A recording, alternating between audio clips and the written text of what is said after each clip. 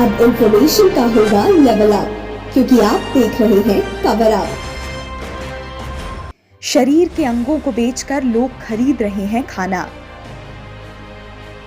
भुखमरी की स्थिति में भारत ने भेजी मदद। तालिबान से नहीं सुलझ रही है समस्या।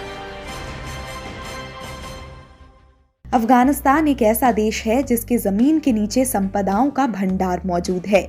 जहां सोना, तांबा और लिथियम जैसे तत्व मौजूद हैं, उस देश की हालत बद से बदतर होती जा रही है। देश में भुखमरी की नौबत आ गई है।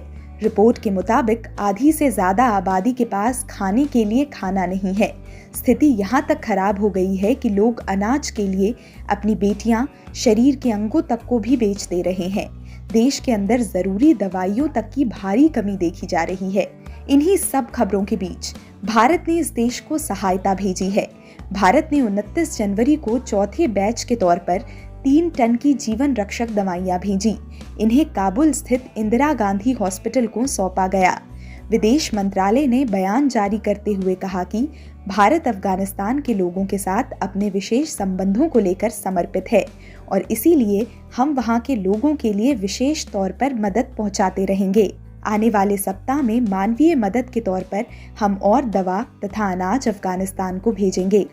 इससे पहले भी भारत ने कोविड के 5 लाख टन डोज के साथ ही जीवन रक्षक दवाइयां अफगानिस्तान को भेजी थी।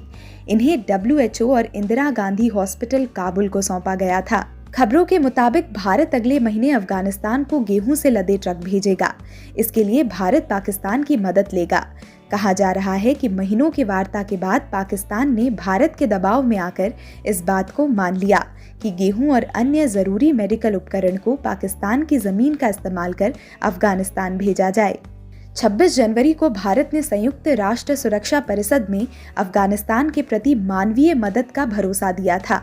संयुक्त राष्ट्र सुरक्षा परिषद ने भारत के स्थायी राजदूत TS तिरुमूर्ति ने अफगानिस्तान में बढ़ते मानवीय संकट पर चिंता जताते हुए कहा था कि भारत यहां एक ऐसी लोकतांत्रिक सरकार के पक्ष में है जो आतंकवाद और ड्रग्स से जुड़े मुद्दों पर कड़ा रुख रखे, साथ ही महिलाओं, बच्चों और अल्पसंख्यकों के हित में काम करे।